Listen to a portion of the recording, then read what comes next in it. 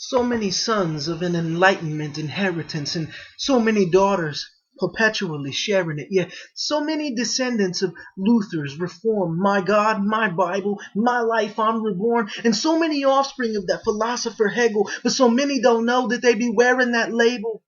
But I'm moving too quick, so let me break it down in bite-sized chunks and not by the pound. There once was a man named Hegel.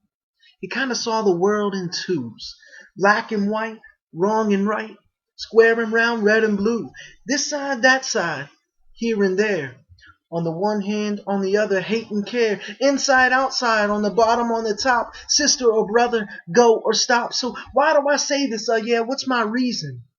I say it because Hegel's beliefs have survived centuries and seasons. Many don't know, but they imbued with his views, especially Christians who feel like they have to choose between grace or between deeds, when both are godly and make God please. So, see, we need to be careful of creating false dichotomies like grace versus law or grace versus deeds. Okay, so that's Hegel.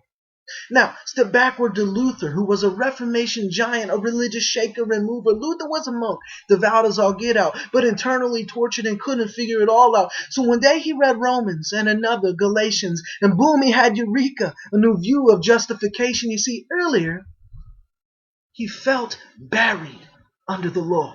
He couldn't bear its weight. He repeatedly took falls. He felt the deep guilt of sin just weighing so heavy. And with his new interpretation, grace broke the levee. He'd seen the law as an enemy, a tool of evil religion, but now saw grace as his freedom, a ticket to fly in the distance. But here's the thing.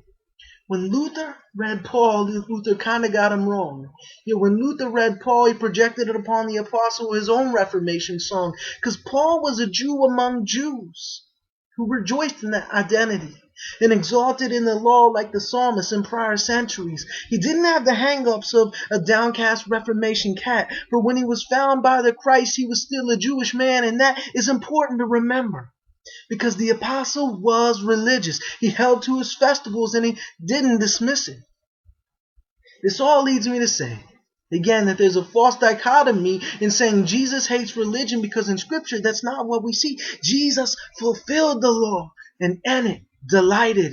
And Paul basked in its rays. It wasn't the thorn in his side. It was life-giving and giving and a sign of God's grace. But we've over-psychologized this whole issue and made God's law some kind of disgrace. Like Luther, we read ourselves back onto Paul and even back onto Jesus, pitting grace against the law. But they didn't do that.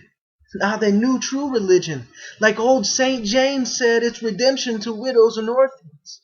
So drop off Mr. Hegel and look past Mr. Luth and really focus on the Scripture, and you'll see the truth. The truth is not our modern emotionalistic type religion or a faith about my salvation or whatever I can be getting. It's not so me-centered.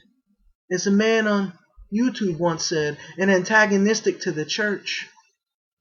And well, that's a spoken word from my head.